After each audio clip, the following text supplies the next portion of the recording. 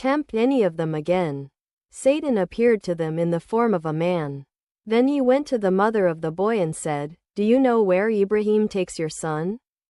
She replied, "No." He said, "He is taking him to sacrifice him." She replied, "No, he is too kind to do such a thing." He, Satan, said, "He claims that his Lord has commanded him to do so." She replied, "If his Lord has commanded him to do so, then he has done well to obey his Lord." Then he, Satan, came to the boy and said, "Do you know where your father is taking you?"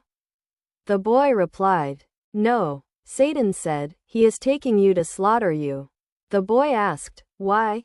Satan replied, "He claims that his Lord has commanded him to do so." The boy said, "Then let him do what Allah has commanded, as a dutiful obedience to the command of Allah." Then Satan came to Ibrahim and asked, "Where are you going?" "By Allah, I think that Satan has come to you in your dream and commanded you to slaughter your son." Ibrahim recognized him and said, "Away from me, you enemy of Allah. By Allah, I will fulfill the command of Allah." So the accursed one did not succeed in his plot against them, and Ibrahim proceeded to carry out the command of Allah. And nothing harmed them. There is a difference of opinion regarding the exact location where Ibrahim intended to slaughter his son. Some said it was in Makkah at the designated place, Al-Makam, while others said it was at Mina near the stones that were thrown on the cursed Satan. When Ibrahim, peace be upon him, was about to slaughter his son, Allah ransomed him with a great sacrifice. Ibn Abbas, may Allah be pleased with him, said that it was the ram that Abel had offered as a sacrifice.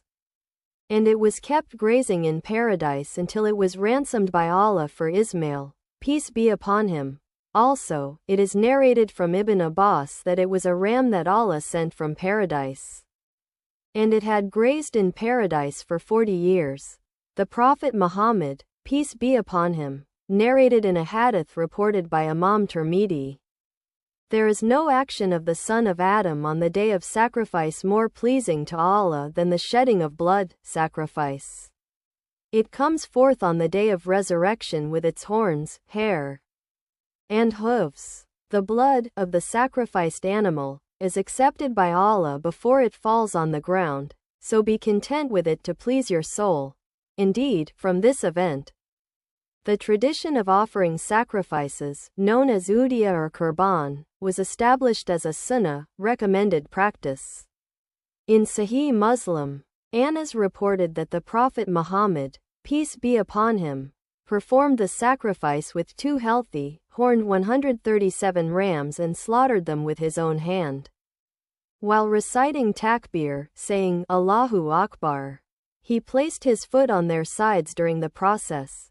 The visit of Ibrahim to Ismail, peace be upon them, sad face 1. After Ismail got married, Hajar passed away. Ibrahim came and examined his belongings, but he did not find Ismail at home. He asked his wife about him, and she said, "He went out in search of livelihood for us." Ibrahim asked her about their living conditions and their well-being, and she replied, "We are in bad conditions. We are facing hardship and difficulty." She complained to him. He said, "When your husband comes, convey my greetings to him and tell him to change the threshold of his door." When Ismail came, he felt something. He asked, "Has anyone come to you?"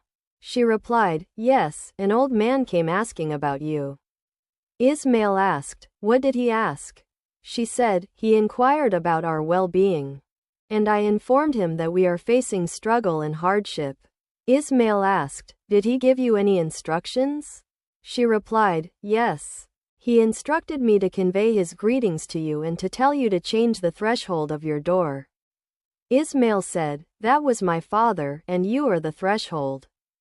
He instructed me to separate from you, so I divorce you and marry someone else from among Jurhum." Ibrahim stayed away from them as long as Allah willed. After some time, Ibrahim came back again asking for his son, but he didn't find him, so he entered upon his wife and asked her about Ismail. She replied, "He went out in search of livelihood for us." Ibrahim asked about their well-being and their condition. She said, "We are doing well and in abundance, praising Allah."